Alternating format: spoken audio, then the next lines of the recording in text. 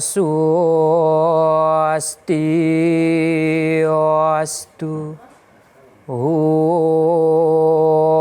Awignamastu.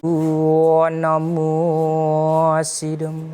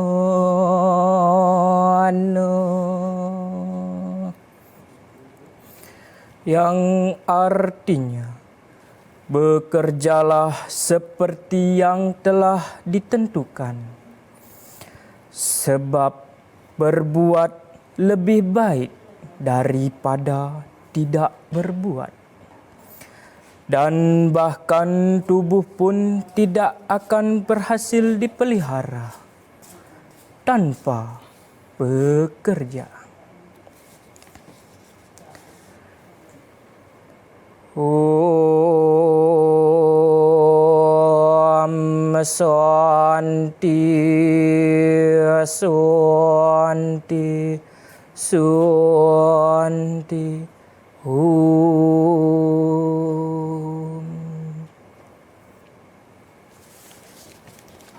Pemirsa TPRI yang terkasih dimanapun Anda berada, semoga kita semua selalu dalam lindungan Tuhan Yang Maha Esa.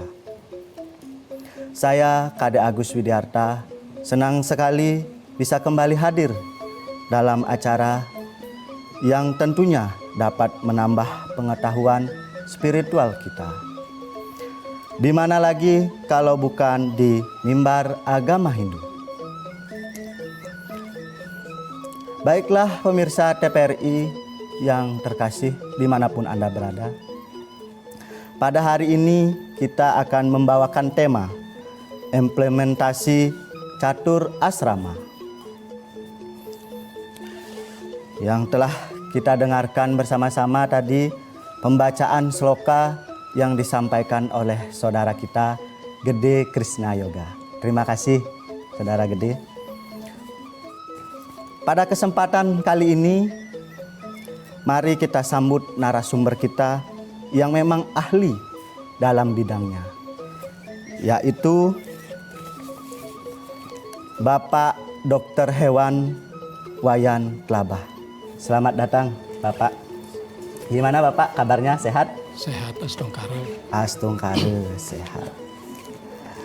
Di sini tema yang akan kita bahas di sini Bapak, yaitu implementasi catur asrama.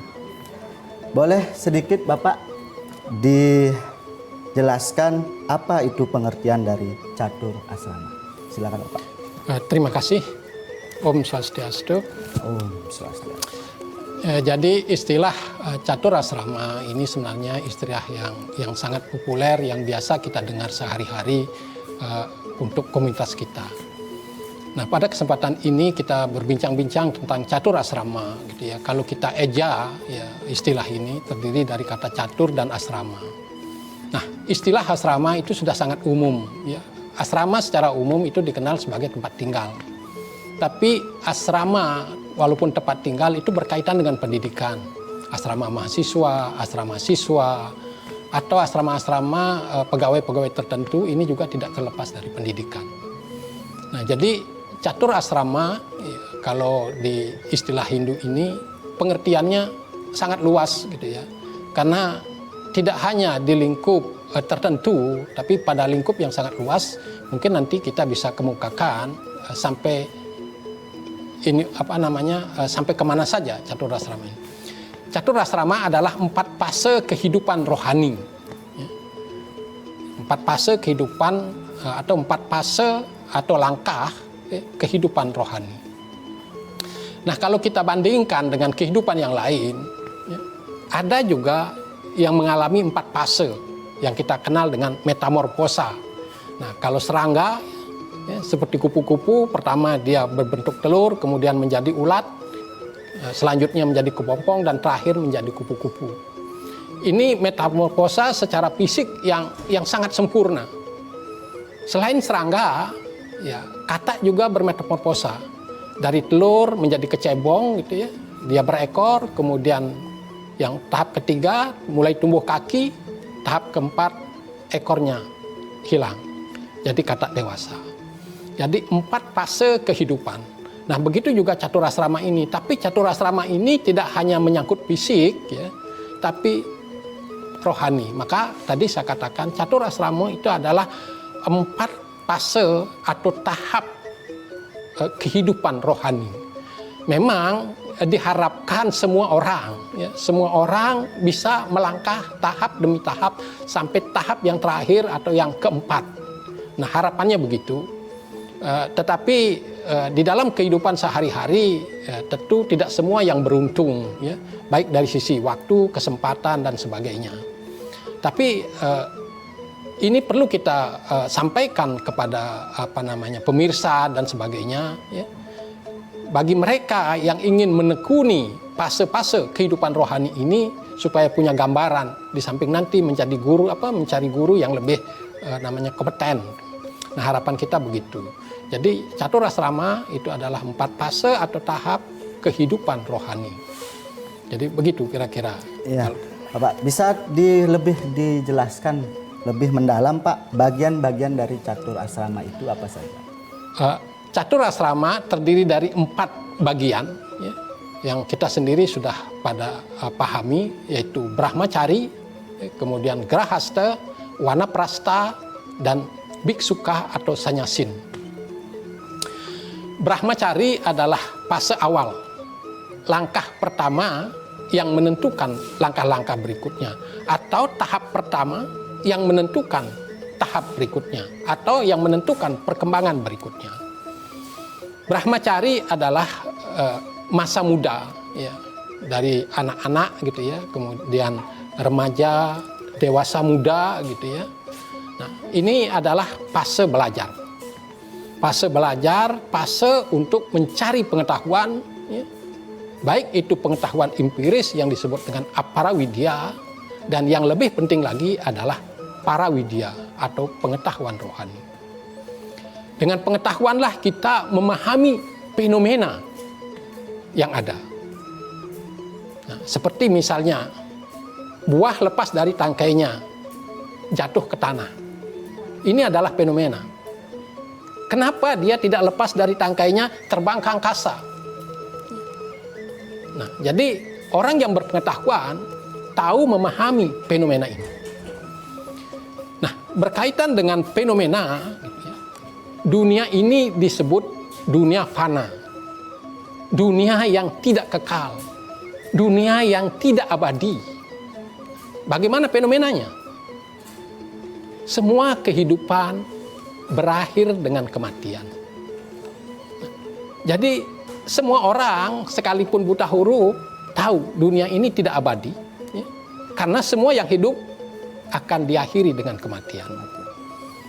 Tetapi dunia ini juga disebut maya pada. Nah, ini tidak gampang. Jangankan yang tidak berpengetahuan, yang berpengetahuan pun sulit memahami ini. Ya termasuk saya gitu ya. Jadi maya pada. Apa artinya maya? Dulu kita masih, ya waktu era saya SMA, ya, kita belajar cahaya dan optik. Ya. Itu disebut, ada yang disebut dengan bayangan maya. Bayangan maya itu bayangan yang semu, bayangan palsu, bayangan yang tidak real atau bayangan yang tidak nyata. Kalau dunia ini dikatakan maya pada, adalah dunia yang tidak nyata, dunia yang tidak real, dunia palsu. Nah, kalau itu yang kita katakan, kita bisa didebat orang, ya, bahwa ini adalah nyata, semua ini adalah konkret. Ya. Padahal kalau kita lihat dari sisi rohani, dunia ini adalah dunia mimpi. Apa artinya? Apa yang terjadi itu tidak sesungguhnya. Seperti kita, ya, kita berbaring tidur lelap, merasa di pantai, merasa di mall, merasa di pasar, atau merasa di kantor. Padahal setelah kita jaga, ya, bangun dari tidur, loh, saya tidur, saya tidak ada di pantai. Berarti di pantai itu semu, tidak real, tidak nyata. Nah, begitu juga katanya hidup ini begitu. Hidup ini tidak nyata, tidak real. Kenapa demikian? Kesadaran yang kita miliki itu adalah kesadaran objek. Nah, seperti kita di ruangan ini, ya, kita melihat namanya layar TV, kita melihat kamera. Nah, ini kesadaran kesadaran fisik atau kesadaran objek. Kalau kita ngantuk, tertidur, ya kita tidak tahu apa-apa tentang di sini. Ada umpamanya orang menyemprotkan parfum, kita tidak menciumnya. Ada yang lalu lalang di samping kita karena kita tidur lelap, kita juga nggak tahu. Ada yang berbisik-bisik juga nggak kita dengar. Karena kita tidak dalam kesadaran fisik. Nah, yang kita ingin bicarakan adalah kesadaran rohani melampaui kesadaran fisik itu. Nah, disitulah pentingnya pengetahuan. Kalau tadi saya katakan, ya, dunia ini fana, banyak orang tahu. Tidak mudah memahaminya. Tapi kalau dunia ini palsu, dunia ini semu, dunia ini tidak nyata, ini susah dipahami. Ya, makanya kita mau berbincang-bincang, diskusi, lihat-lihat dulu orangnya. Ya, kita ingin berbicara tentang kebenaran, malah terjebak debat kusir. Ya, itu yang tidak kita inginkan. Nah, kita di sini bercerita tentang catur asrama, 4 fase kehidupan rohani atau 4 fase tahap kehidupan rohani. Itu yang kita bincang-bincangkan. Nah, jadi fase Brahmacari itu adalah fase awal yang sangat penting yang memuluskan langkah ke fase berikutnya. Izin Bapak, kita jeda terlebih dahulu. Baik pemirsa TPRI yang terkasih dimanapun Anda berada, kita akan kembali setelah yang satu ini.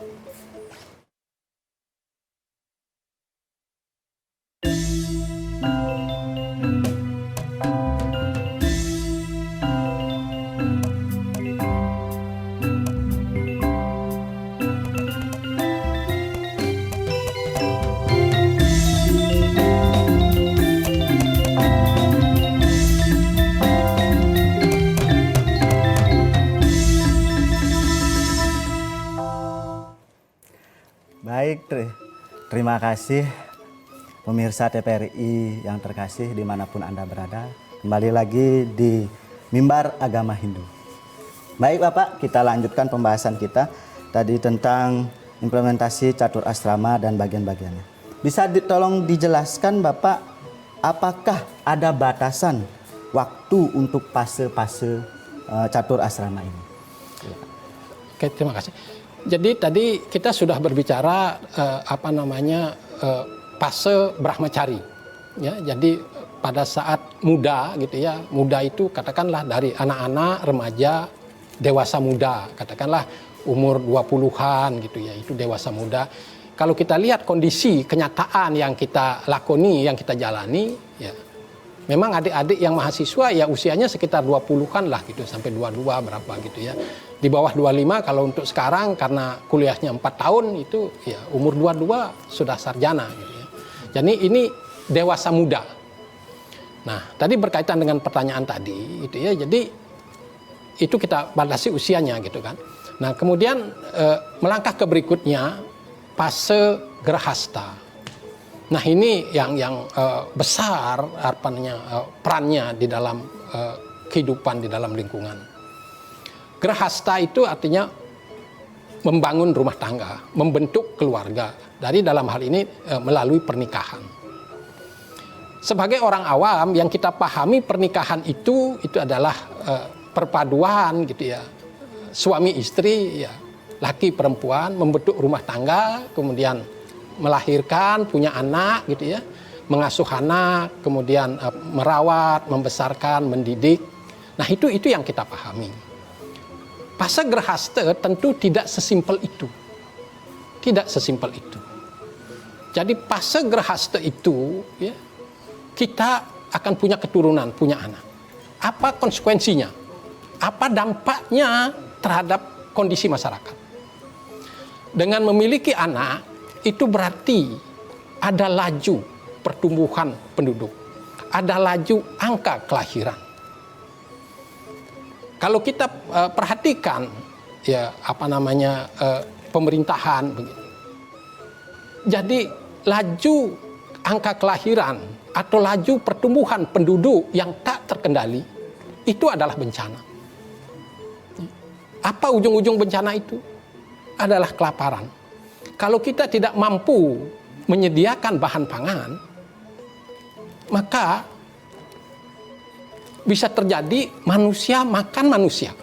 Walaupun juga sekarang ada manusia makan manusia tetapi secara tak langsung. Contohnya apa? Korupsi itu manusia makan manusia tetapi tak langsung. Nah, kalau penduduk padat kurang makan, nggak ada bahan pangan, itu manusia bisa makan manusia secara langsung. Yang kuat membunuh yang lemah dimakannya. Nah, semoga saja tidak seperti itu.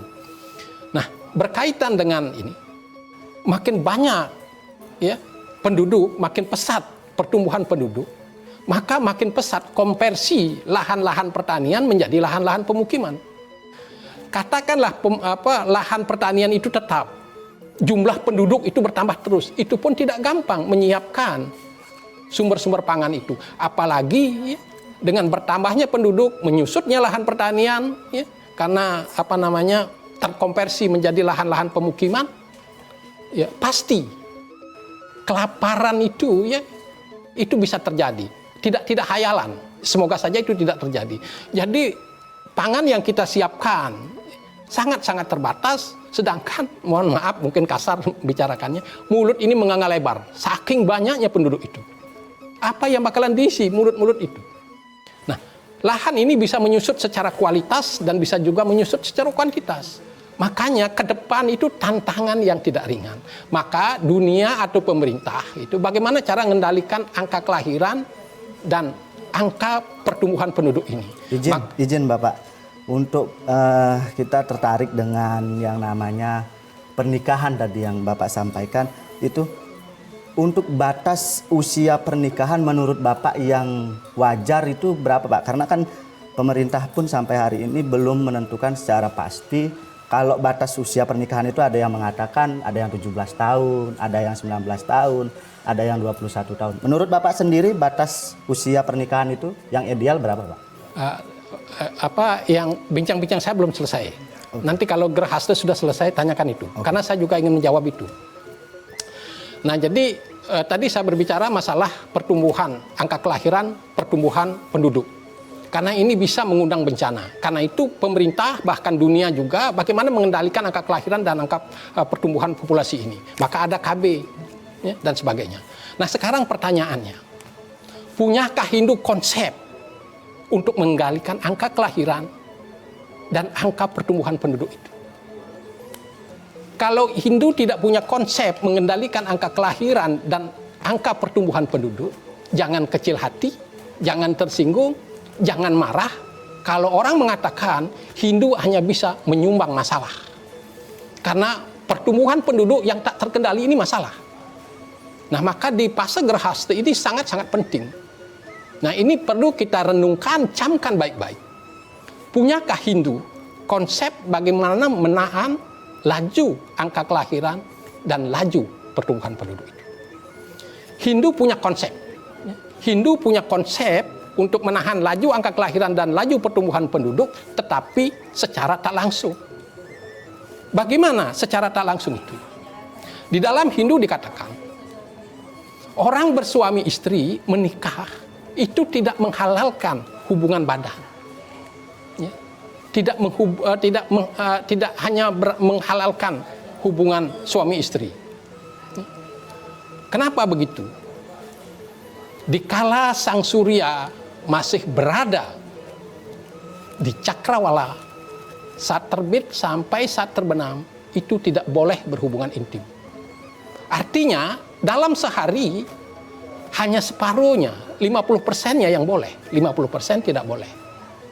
Nah, itu kalau kita lihat dari segi hari. Ya. Dari dalam satu hari selama sang surya atau matahari berada di garis hedar di atas bumi, tak boleh orang melakukan hubungan intim. Karena itu waktu Arjuna di sorga dipesankan, nah, di sorga ini tidak ada malam hari, selalu siang hari. Karena sorga, swarga itu artinya cahaya, tidak ada gelap. Kalau manuk dewata, burung sorgawi itu sudah keperaduan, itu pertanda malam. Nah, kalau dia umpamanya mau berhubungan berhubungan intim dengan istrinya, nah, di saat itu, karena di saat siang hari, matahari terbit sampai terbenam, itu tidak boleh. Nah, itu satu. Makanya saya katakan Hindu punya konsep. Kemudian yang kedua, hari suci, ya, hari keramat, hari buruk, tidak boleh juga berhubungan intim.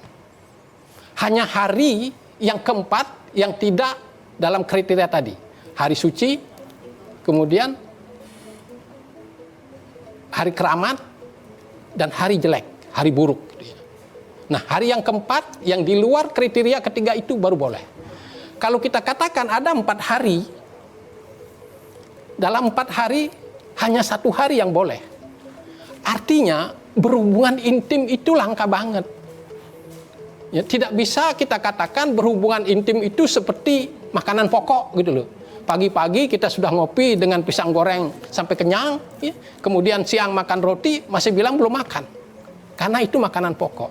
Nah, kalau hubungan intim ini tidak seperti itu. Gitu loh. Jadi terkendali. Ya. Jadi hari suci, ya, kemudian hari keramat, hari buruk itu tidak boleh. Selama siang hari matahari bersinar itu tidak boleh. Nah, jadi sangat kesempatan itu sangat. Nah, itu kita hitung secara kasar. Kalau hitung secara detail, mungkin dalam seminggu belum tentu boleh sehari. Apa artinya? Gerhasta ini tidak melegalkan, semata-mata melegalkan orang berhubungan intim. Tidak seperti itu. Karena itu, meskipun orang sudah berkeluarga, dia tetap brahmacari. Sekalipun sudah kakek nenek, dia punya cucu, kalau dia tidak mengumbar nafsu birahinya, dia tetap brahmacari. Nah, ini yang perlu kita pahami. Makanya tadi waktu Brahmacari kemudian melangkah ke fase Grahasta, ini adalah setiap fase itu merupakan fase strategis untuk melangkah ke fase berikutnya. Nah, ini yang berkaitan dengan Grahasta tadi. Jadi kemudian kalau kita lihat secara fisik, kebetulan di sini nggak ada yang perempuan gitu ya. Ya, kebetulan. Nah, berapa hari masa subur perempuan? Itu berapa? 3 hari, Pak. Nah, jadi kurang lebih 3 hari. Kenapa 3 hari? Ya, karena itu fase kesuburan. Habis datangnya bulan. Habis datang bulan itu sekitar seminggu dan sebagainya. Tapi saya setuju. Masa subur perempuan itu kurang lebih 3 hari. Sehari sebelum dan sehari sesudah ovulasi. Nah, ini hitungan orang awam. Kalau orang kebidanan, ahli reproduksi bisa menghitungnya lebih nyelimet lagi. Mungkin masa suburnya hanya 3-5 jam. Di luar itu sudah tidak akan terjadi fertilisasi. Nah, apa konsekuensinya? Apa implikasinya? Jika orang Hindu menerapkan konsep ini dengan baik, maka rentang angka kelahiran itu akan panjang. Paling tidak, ya katakanlah sudah TK baru punya adik. Kalau sudah TK baru punya adik, maka kakaknya itu akan bisa lebih menyayangi adiknya. Kalau ibunya sibuk, umpamanya nyuci perabotan di belakang, nah tunggu ya adikmu, dia akan senang hati, bangga dia punya adik. Ini enggak. Jadi involusi uterus itu 40 hari atau 2 bulan lah katakan. Jadi setelah 2 bulan orang bisa hamil lagi. Nah, kalau yang menganggap hubungan intim itu bagaikan makanan pokok, nah itu bisa jadi stunting. Jadi anak baru 2 bulan, ibunya sudah hamil lagi. Air susunya tidak bagus, nah anaknya itu stunting. Padahal orang menilai ya, umur 0-6 tahun atau minimal 0-5 tahun itu adalah golden age katanya. Itulah usia emas yang harus dijaga dengan baik. Nah, kalau konsep ini diterapkan, itu akan bisa tercapai. Jadi angka kelahiran itu bisa diperpanjang. Ya, tidak setiap tahun ibu-ibu itu melahirkan. Ya, paling cepat mungkin 4 tahun atau 6 tahun baru melahirkan lagi. Jadi secara fisik ibu itu sudah siap untuk reproduksi lagi, mempunyai janin lagi. Itu secara fisik. Begitu juga secara mental. Kalau baru melahirkan 3 bulan sudah hamil, fisiknya nggak siap karena kelelahan fisik, baru habis melahirkan, pendarahan dan sebagainya, fisiknya belum pulih, sudah ada beban lagi. Mentalnya juga, anaknya ini baru punya anak 1 masih bayi, itu dia, ngurusnya harus begadang malam dan sebagainya. Sedangkan ibunya sudah hamil. Ini benar-benar melelahkan. Makanya implementasi catur asrama itu sangat-sangat penting. Nah, jadi berkaitan dengan pertanyaan tadi, apa pertanyaannya? Batasan usia untuk pernikahan. Nah, jadi begini, kalau batasan usia itu juga relatif. Dewasa itu ada 2. Dewasa tubuh ya, dan dewasa kelamin. Dewasa kelamin, kalau kita berbicara manusia, ya, kalau setelah puber gitu ya, puber itu artinya perempuan wanita mengenal datang bulan pertama, itu sudah dewasa kelamin. Kalau terjadi hubungan intim, bisa terjadi fertilisasi, ya pembentukan janin dan sebagainya. Tapi belum mencapai dewasa tubuh. Artinya, kalau melahirkan, pinggulnya ini belum maksimal. Ya. Sehingga nanti ada disebut dengan distokia, kesulitan melahirkan. Harus operasi sesar. Ya kalau orangnya mampu, nggak masalah operasi sesar. Malah banyak orang yang mau operasi sesar gitu lah. Jadi tidak mau melahirkan secara alami. Tapi kalau orang-orang yang nggak mampu gitu ya, gimana membayar operasi sesar itu? Ya, makanya itu harus melahirkan secara alami. Nah maka syarat nikah itu harus dewasa tubuh. Artinya tubuhnya itu sudah siap untuk melakukan proses reproduksi. Tidak hanya sekedar menjadi pembuahan, mengandung, tapi juga proses melahirkan itu tidak terhambat. Nah, ini namanya dewasa tubuh. Nah, kalau sekarang kita berbicara usia gitu kan, usia berapa? Ya, antara 20 sampai 25. Karena kalau nikah usia terlambat itu juga berkaitan dengan kesuburan. Ya. Jadi kalau perempuan itu saya kira kalau umpamanya berbicara secara biologi atau pemerintah mungkin membatasi atau undang-undang perkawinan dan sebagainya minimal umur 17 tahun karena itu dianggap dewasa. Secara umum itu sudah terjadi datang bulan. Kalau nggak salah kan datang bulan itu dipengaruhi oleh makanan, dipengaruhi oleh pergaulan gitu loh. Kalau dari segi gizinya cukup, pergaulannya hangat gitu ya. Nah itu bisa dipercepat gitu loh. Tapi kalau makanannya kurang gitu kan, kemudian pergaulannya, kontaknya dengan lawan jenisnya jarang gitu kan, ya itu bisa lambat itu, ya. bisa lebih lambat. Izin Bapak kita jeda terlebih dahulu. Baik pemirsa TVRI yang terkasih dimanapun berada, kita kembali setelah yang satu ini.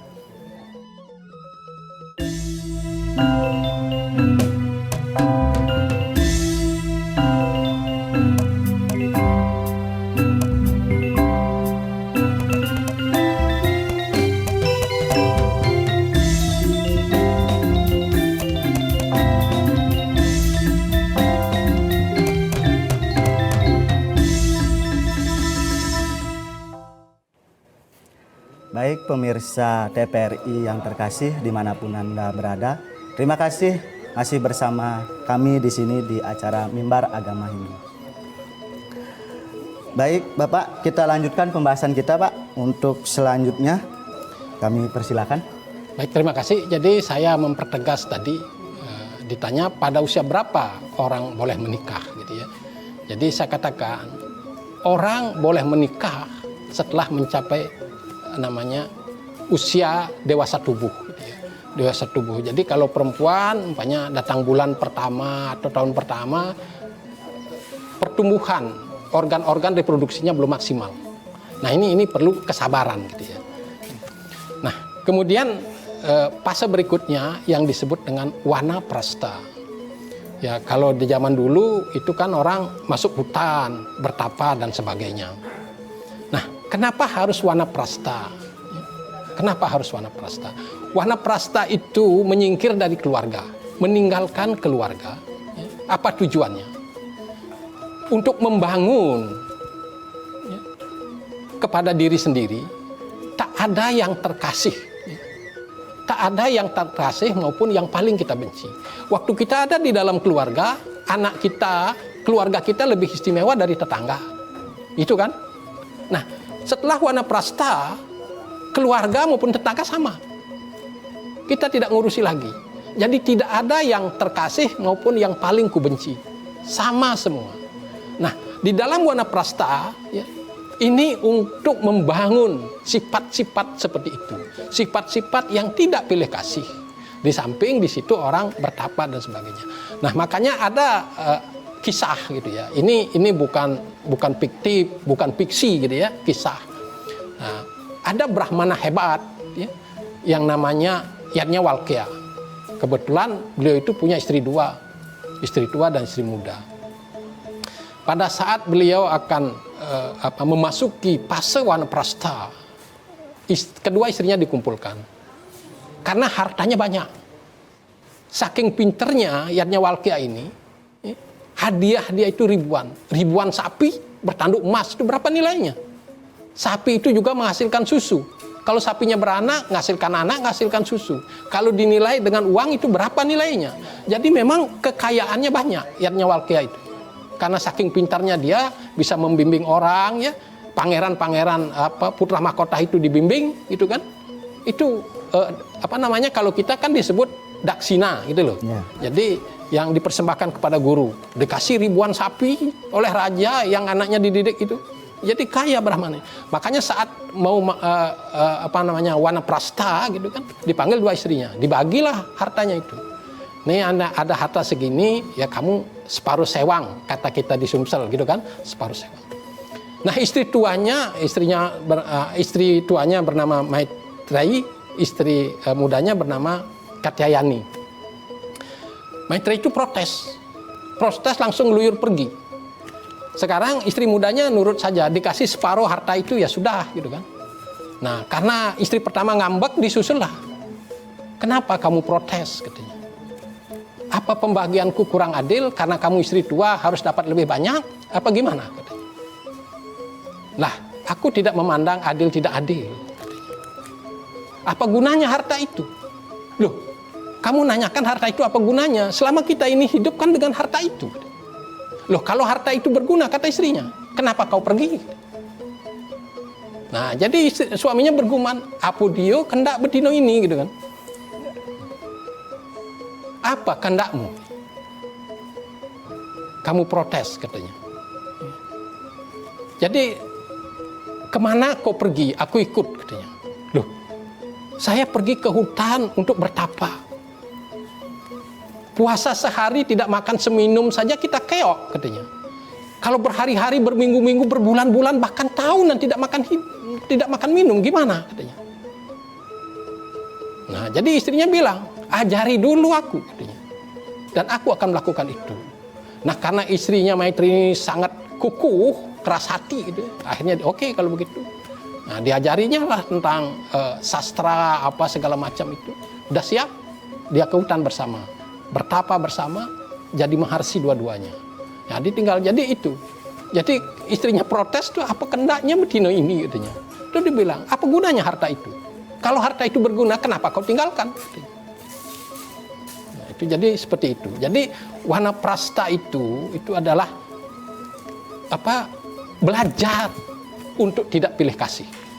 Jadi kalau dulu kita ada di rumah, ya, di rumah tangga, keluarga kita lebih istimewa dari tetangga. Keluarga kita lebih istimewa dari yang lain. Begitu kita tinggalkan, tak ada yang istimewa. Semua sama, tak ada yang terkasih, maupun tak ada yang paling kubenci. Nah, itu kira-kira wanaprastha itu di samping mengasah rohaninya. Tadi Bapak mengatakan Bapak pembagian warisan atau harta pada fase ini, Pak. Nah, di khususnya di Bali, Pak, itu ada yang namanya anak terakhir itu harus tinggal di rumah, melanjutkan tradisi di rumah.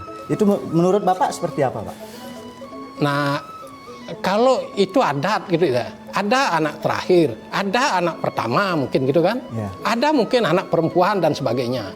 Itu tidak menjadi patokan secara rohani gitu loh, tidak jadi patokan. Nah, sekarang terserah itu. Ada yang bilang yang tua harus dapat paling banyak, atau yang laki harus dapat lebih banyak, ya. Atau mungkin yang bungsu harus dapat lebih banyak. Nah, itu ada.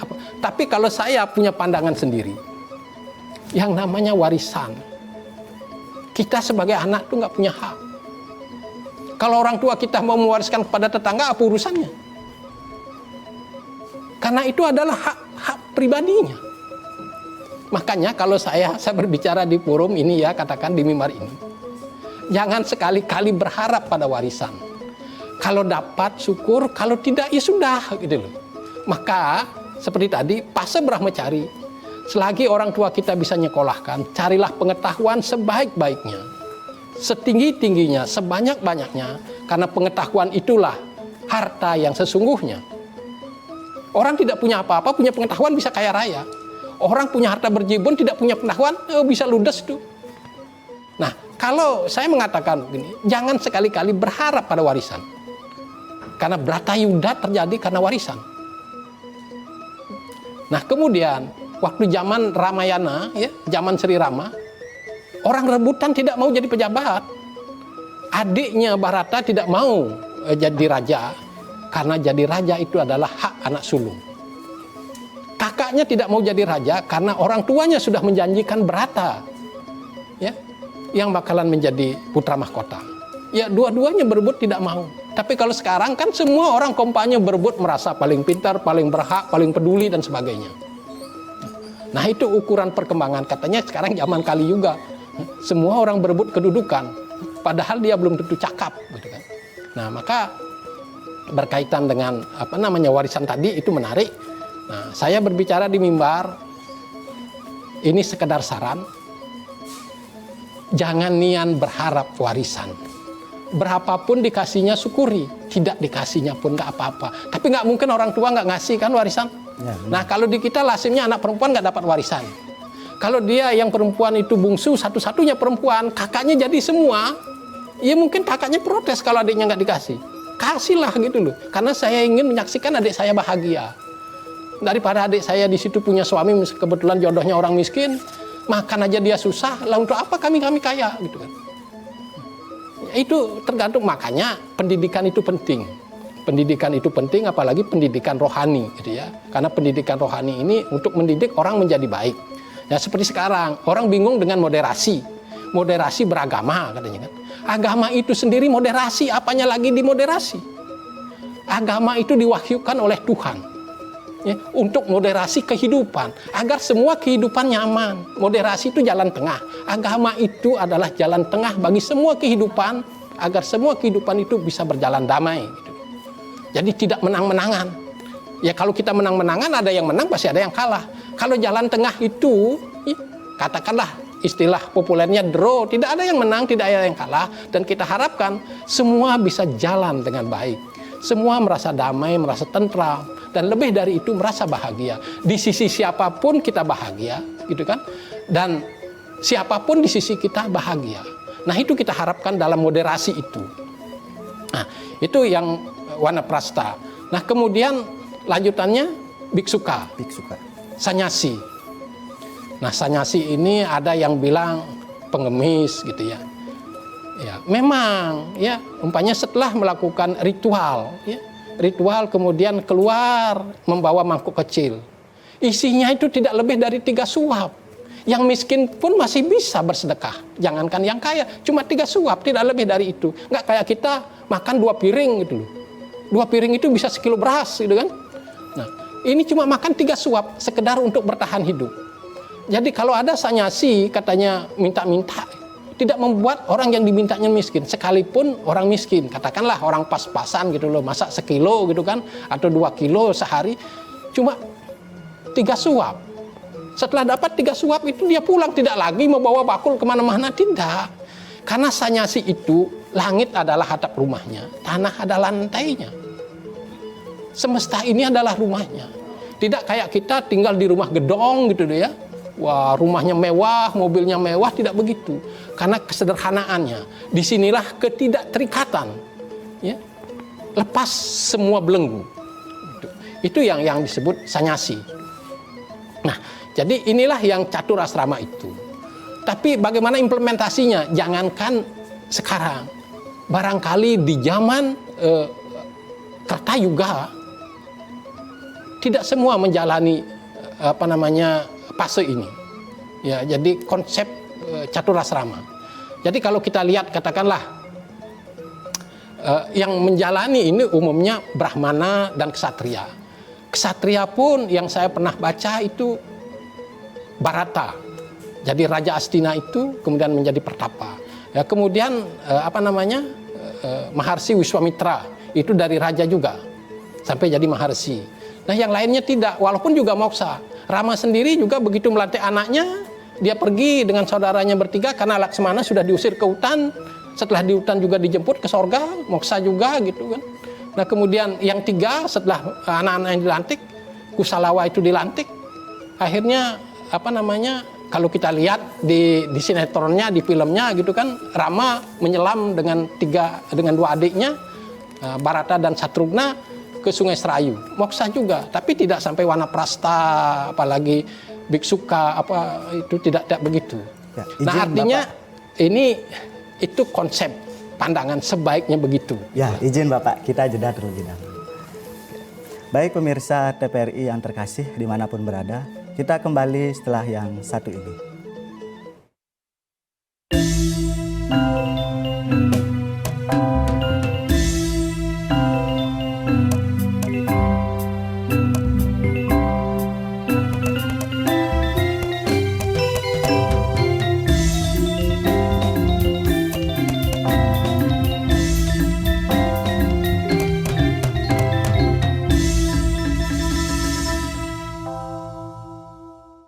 Baik pemirsa TPRI yang terkasih dimanapun berada, tidak terasa sudah berada di waktu penghujung.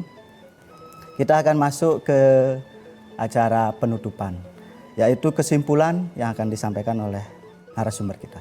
Silakan Pak kesimpulannya. Ya, terima kasih. Jadi kita berbincang-bincang tentang catur asrama gitu ya, bahwa memang dari zaman dulu apalagi zaman sekarang konsep ini tidak dilakoni oleh semua orang, katakanlah umat Hindu. Hanya orang-orang tertentu yang benar-benar serius berjuang ya dalam hal rohani.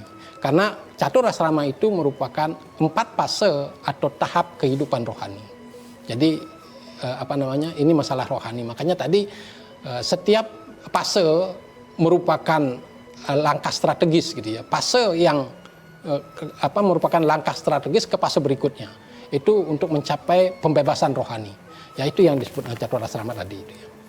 Jadi bertahap dari Brahmacari, kemudian Grahasta. Tapi saya tekankan tadi Grahasta itu karena tidak mengumbar ya hubungan intim.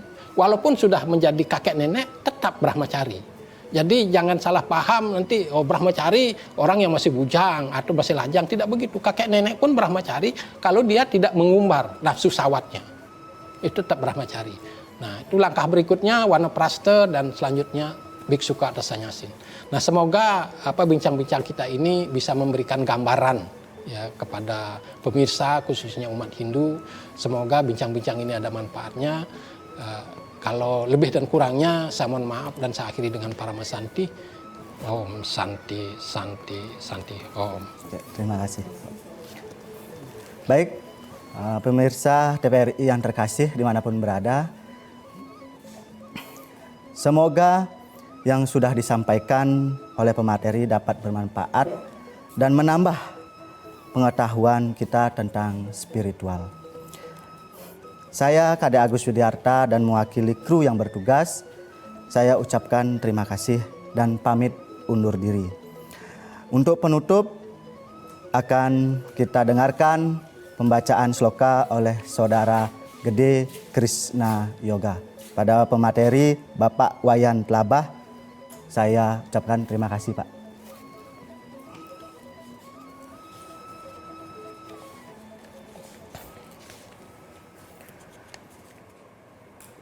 Om Swastiastu. Om Wignamastu. Namo Sidam.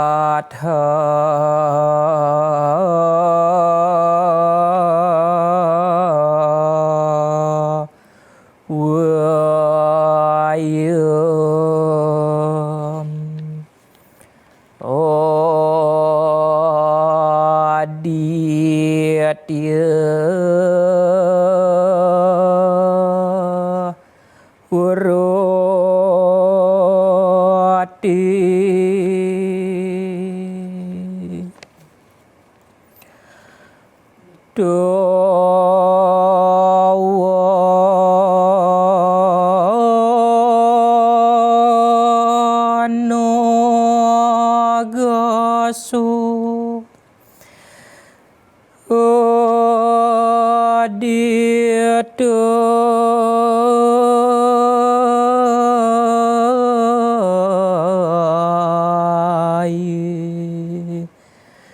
Siama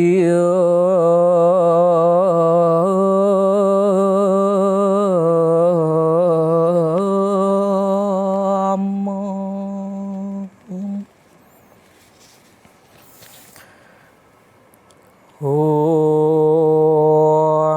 Santi Santi Santi Om